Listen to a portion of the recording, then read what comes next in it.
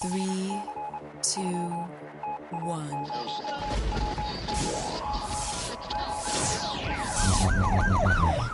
We'd like to welcome you to another edition of Grok Talk, brought to you by New Hampshire's leading conservative blog site, GraniteGrok.com. We are your feared extremist, right-wing, hard-charging, gun-toting, opinionated, outspoken, rabble-rousing, letter-writing, radio microphone stomping conservatives and rational libertarians. So get ready for more news and opinion you could only get from GraniteGrok.com.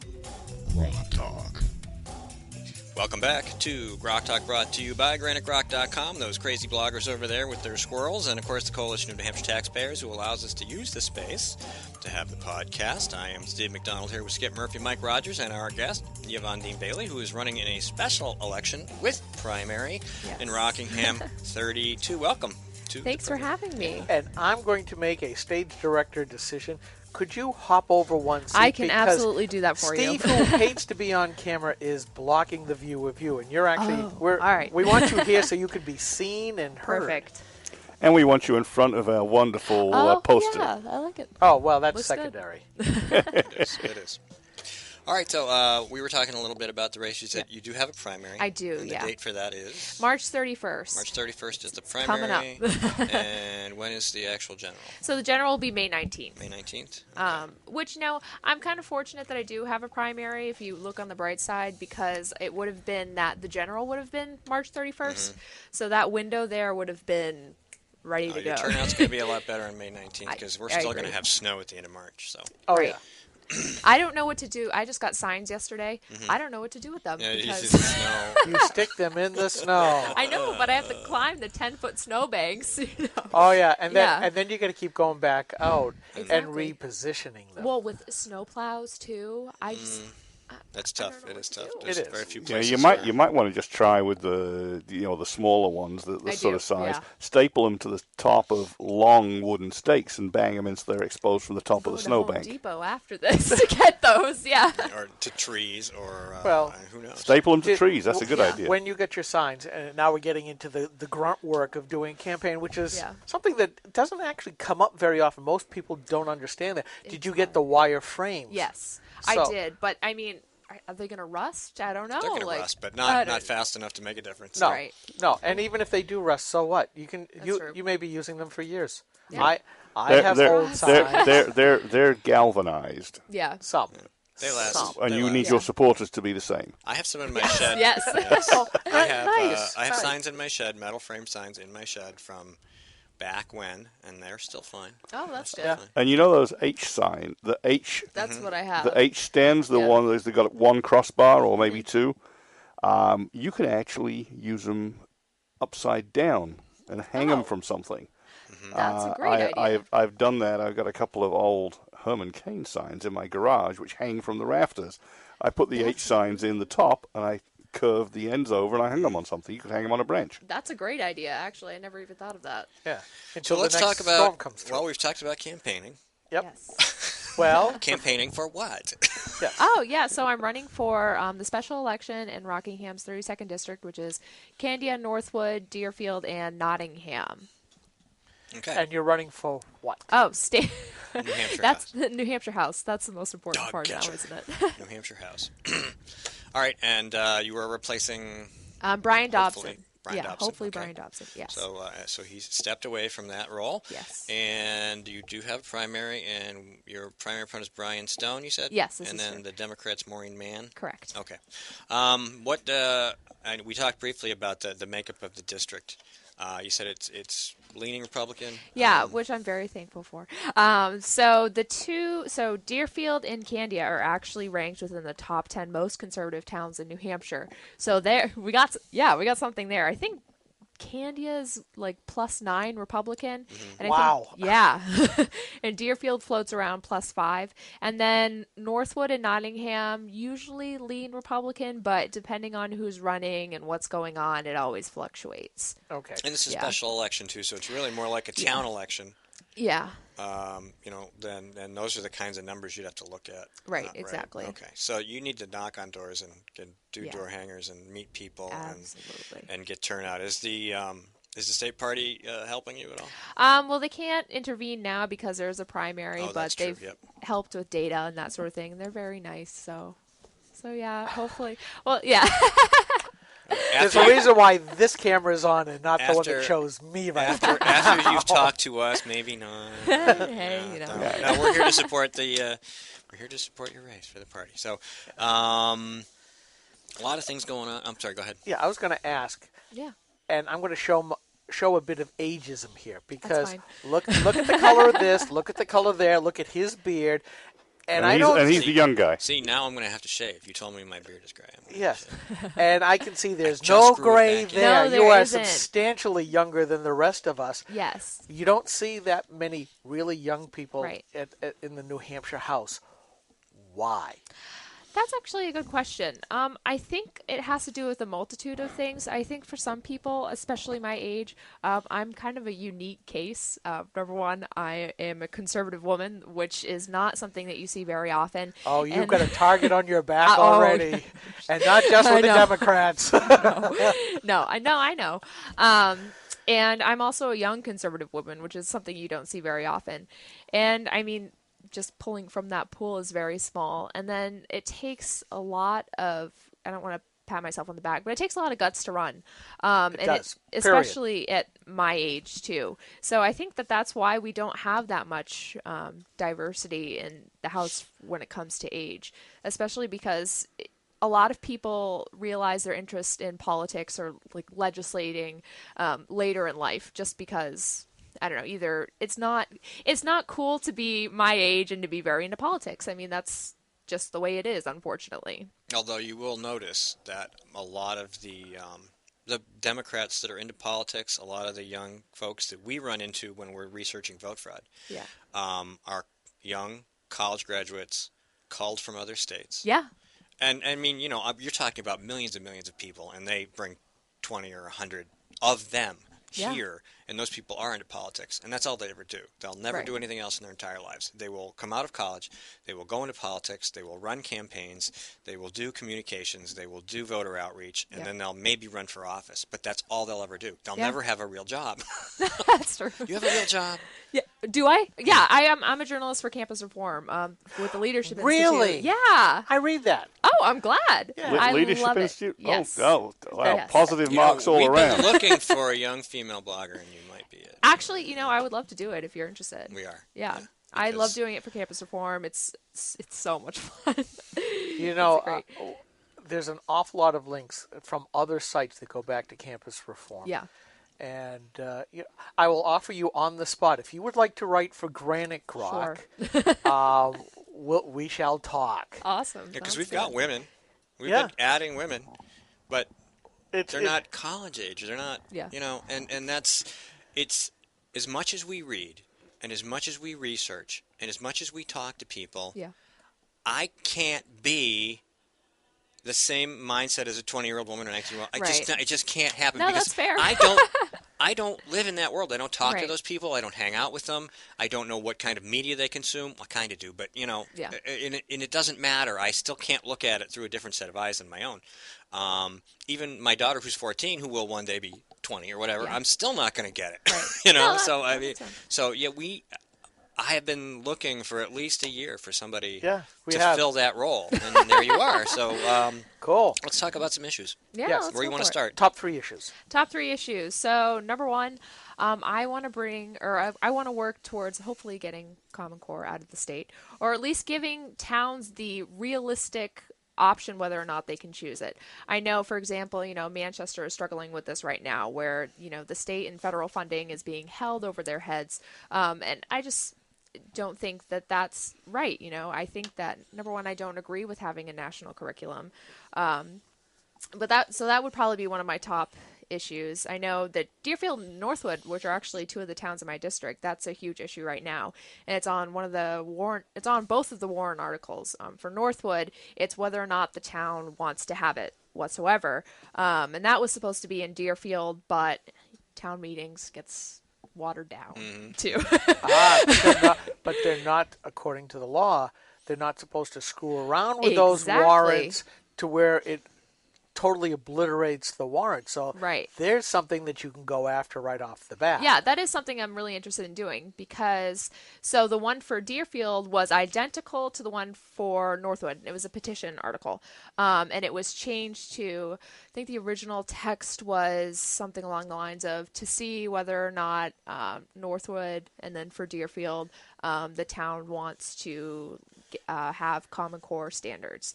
And the Smarter Balance assessment. And then in Deerfield, it was watered down to form a committee to... Yeah, like a Jean Shaheen Blue Ribbon Committee to distract people so she doesn't have to take responsibility. Yeah, that sounds like a lawsuit getting ready to happen. Well, I thought that as well sitting there, but... yeah. And I think that was... Someone brought that up, and they said that, oh, no, that's okay. Well, it's interesting because I don't know what the activist community is over there. Yeah, it's good. Is it good? Kevin Burville is spearheading the whole thing. It'd certainly be great to have you come and plug us into that because, what we do, like Guilford, you live there. So when things go crazy with the school board, we have people in Guilford. Wyndham now, we have somebody who's on the school board in Wyndham who is too. in Hampton. And these towns where you get people connected and then you find out who the activists are. Yeah. And then you discover that the little petty tyrannies that happen in every school district and in every town all the time, always. And you can't, we're a state-level blog. We have a lot of reach. Yeah. And people know that. And we have the perception of having reach. So when you take a small town and you start writing and writing and writing about petty tyrant, petty tyrant, petty tyrant, why'd you do that, what's your motivation, where's the money coming from, people start to go, oh, crap. Yeah. And that's that shining flashlights, the daylight that we need to have, I agree with you. And that's why I actually write for Campus Reform and why I think it's so effective. So I usually do the writing for most of Massachusetts, New Hampshire, around here. We're not too much into Maine yet. But having people or, journalists in each area, the amount of light shown on these schools is incredible. We have always been a proponent, and we've used the terminology of big flashlights ever since we started Granite Rock, and that's really what it's at. So Common Core is one thing. Yeah. Next highest one. So the next one I would probably say, and I think my top 3 issues are probably around the same level, is just, improving the business climate in New Hampshire, making sure that we can get rid of some of these burdensome regulations, some of these taxes. I know that I was on WGIR this morning and I was talking about, talking to some of the constituents out in my district. That's probably one of the biggest things that we're talking about. And, State Senator John Reagan did an excellent job messaging this with I love his signs like tax fighter, John Reagan. And, that's something that I would like to pursue as well. And I know that a lot of people in our district now, they've been hearing all about the budget, and I've heard a lot of people that some people don't necessarily understand the legislative process, and they're like, oh my gosh, like, is that all happening? Like the 35% vehicle registration, all of that, like, I'm like, oh, thankfully it's not instant. We have people in the House and in the Senate that are going to work. Maggie Hassan doesn't have a phone and a pen. So. Exactly. So, that's something that I'm definitely going to work towards if I'm elected, and just hopefully reining some of that in. Okay. And then my third one would definitely be working to create more healthcare options in New Hampshire, and hopefully, whether that is bridging across state lines or what, but clearly what we have is not working. I know myself, I've lost my insurance, and thankfully, like, I have to go through my school now, unfortunately, because bet you those costs have gone way up. Oh, absolutely. It's astronomical. And the thing is, I can't, if I wanted to take Obamacare, I'm not covered outside of the state, which is a huge issue because I do travel outside for whether it be for campus reform or for other things, and I do have a lot of allergies, so I couldn't take that risk. We told people that a lot. I mean, the minute this happened, we're like, you just lost all the hospitals in Boston. Yeah, exactly. And I have, like, ridiculous allergies. Whatever you think about Massachusetts, they have world-class hospitals in Boston. Yeah. And you no longer have access to them. So we're going to take 60 seconds. We'll be right back, and we'll continue our interview. This is the Coalition of New Hampshire Taxpayers. We're located at 8 North Main in Concord, New Hampshire. This is the repository for all things conservative and municipal. So if you have a problem in your town, your school, your budget committee, the right to know law, and now at the top of our list is voter fraud. You have a tip for us, some information for us, you want to join or help us out, cnht.org.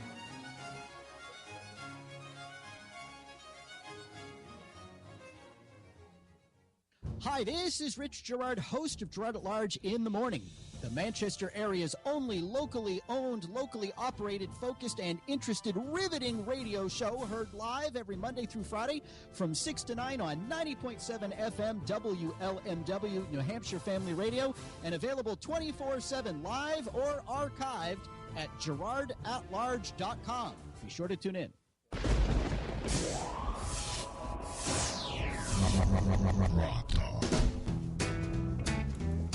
I hadn't played this one yet. Welcome back to Grok Talk. Yes, we are back. Sorry, I'm just bebopping a little bit. All right. It's my show. I can do what I want. It's his equipment, though. He could take it away from me, and I'd just be like me in Skype. And it's not the same. And I say this. I don't say this often enough. This show is successful because of the chemistry of the people who participate. I mean, no matter who we plug in here, it's usually Mike, Skip, and I, but we can bring in Jane, and we can bring in, Susan, and we can bring in you now.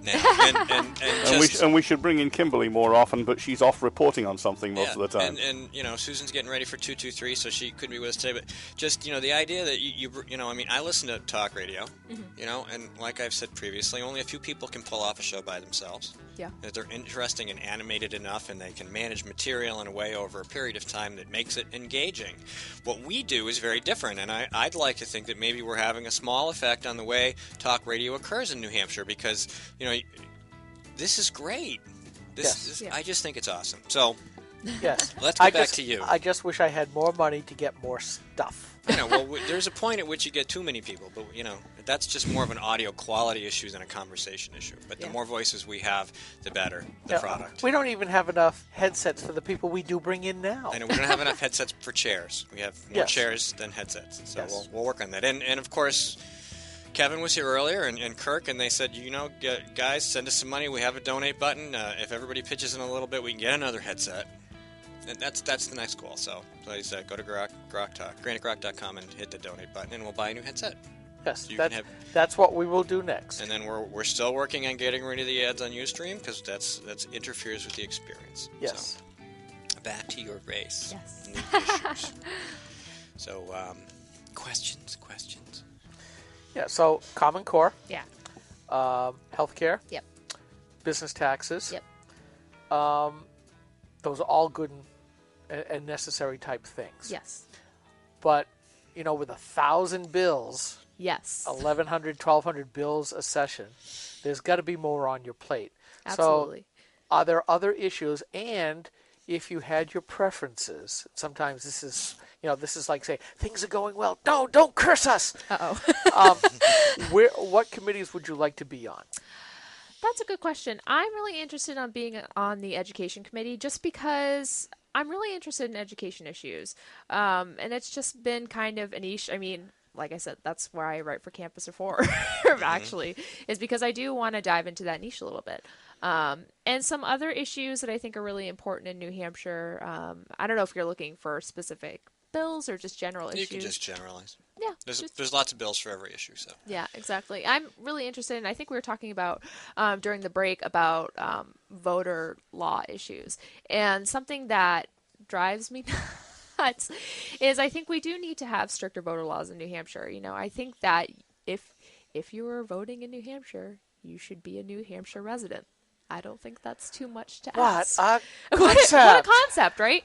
And I know for Campus Reform, we actually had an article about a professor at UNH that I believe it was during class time was driving students back and forth to the polls in a van with big Maggie Hassan stickers and Jean Shaheen stickers. They do that all the time. Yeah, they have buses at Keene State, they have buses at UNH, and Durham, and everywhere. So. And the thing is, how many of those kids live in Massachusetts or they Vermont. don't. And or we have Ed Nail on a lot, obviously. CNHC, that's his bread and butter right now.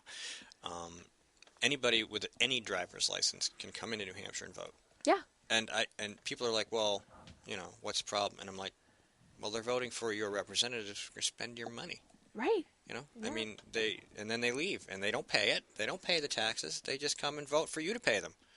Yeah, I knew someone that was, and I gave him so much hell for this afterwards, but he was here on a vacation and he wanted to vote. He's from South Carolina. Do you have his name? I'm not gonna call him out on air. Oh no, you can give it. He's a good Republican though, so he only helps, I guess. I don't know. Well, we oppose it all. So voter fraud is voter fraud. No, I agree with you, but I gave him the grief that he deserved. Trust me. The whole point between an absentee ballot is so you can vote. Where you're actually registered, not just where you fancy voting today. And there are very few states that totally screw over their populations the way New Hampshire does when it comes to voting. So. No, I agree. Well, back to school and education. Yes. Right now, the norm is government-owned, zip code-oriented, property tax-oriented type stuff. Yeah. We have constantly seen the idea of the tax voucher tax credits to businesses now starting to filter through in a lot of different states. It's getting its growing pains here in New Hampshire. The union-backed people are absolutely assaulting it in the court systems and all of that. But we see the private schools, the charter schools, the online schools, the home schools. We're starting to see that breakdown of the top-down centralized system into a more decentralized way of looking at things. Where do you stand on that type of environment? What end of the spectrum? I think that, every student learns differently. And I have had the pleasure of being able to attend a wide range of schools. I started off at my local public school. That's where I had, middle school, elementary school, that sort of thing. And then I went to Co-Brown, which is a semi-private school. And then I ended up at Phillips Exeter for the last 2 of my years. So I've had the full range here. Did you get the Muslim indoctrination at Phillips Exeter? You're going to be careful about that because you're running for office. I get it. Well, I've gotten that question asked a lot of times, and I will say that at Exeter, although the majority of the population is very liberal, I really think that they taught me the process in which to think rather than, you should think this way and you should vote for these people and this is what is right. But I really think that we had a unique environment in which if we had our own ideas, which I was the lone conservative, but we were able to develop them further and sort of go about it that way. I say, when my kids go to public school, I said they're supposed to teach you how to think, not what to think. Yeah, exactly. The process of thinking, the process of reason. Right. They don't teach that. And that's something that I found more at Exeter at a private school than I did at a public school, because at a public school, I believe that I was much more ostracized for what I thought. I mean, my best friend and I were the two, she's more libertarian based, but we were the only two, ones. Free market people. Yeah, exactly. And our teachers didn't even know what to do with us. They were like, oh, jeez. Well, in some ways it's bad because you do find yourself picked on and bullied. Although, I think it's worth it. It's 100% worth it. Because, you are forced to sharpen your arguments. And the one person whose mind you change is 100% worth it. You know what I mean? Like that one kid who's on the fence and you're like, hey, like this is what I believe. Like what you're necessarily being taught most of the time isn't the end of the story. And see, I am in favor of the plethora of choices because of exactly what you said. Yeah. What's being taught in our public school systems, and you just basically validated what a lot of us think. Yeah. They are being indoctrinated to think a certain way versus here's how you read, here's how you do the math, here's your history. Yeah, the concrete facts that. And the thing is, a lot of kids come out of school not knowing the concrete facts that they need to. Yeah, that's another problem. Yeah, whether it's getting a job or so on and so forth. But, I do agree that the school children in New Hampshire need options. Not every person learns the same way. For example, online schools are great for some kids that need just either to be like a more solidarity in their learning, just whether it's going through it at home or going through it with a parent at home or so on and so forth. And then there are private schools and charter schools, and students that want to attend these schools should be able to. For example, I could not afford Phillips Exeter. I'm going to say it. I cannot. Not many people can. Exactly. I've been working for 40 years and I can't afford Phillips Exeter. Right. And they were very, very generous in giving me 100% full tuition. And, that's not something every kid in New Hampshire should get. But I think that if you qualify to attend a school in New Hampshire, then I think you should have that option. The money should follow the student is what I always say. The money should follow the student. Exactly. And a lot of the union folks or the people owned by the unions get really ticked about that because they seem to be entitled, and I'm going to ask you your opinion on what I'm about to say. You only got about a minute, so. Well, never mind. Let's get to the contact information.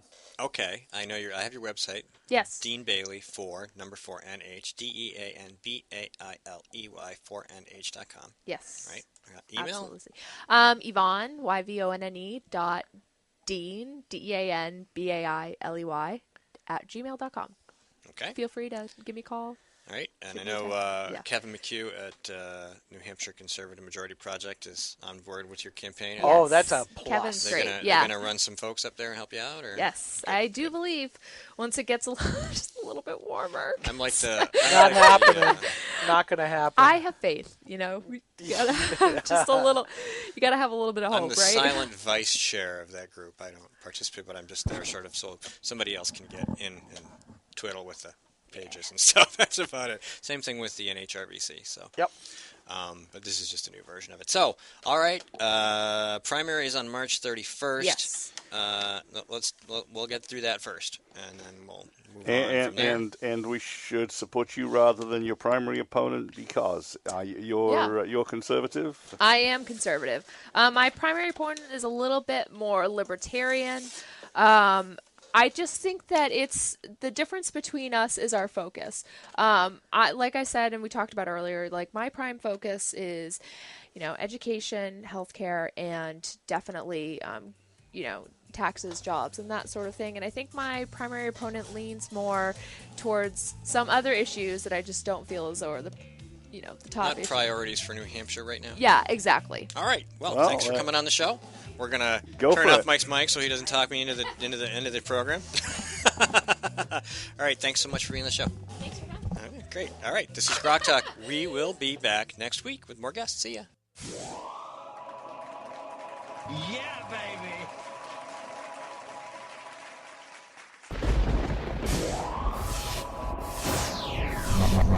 Rock Talk.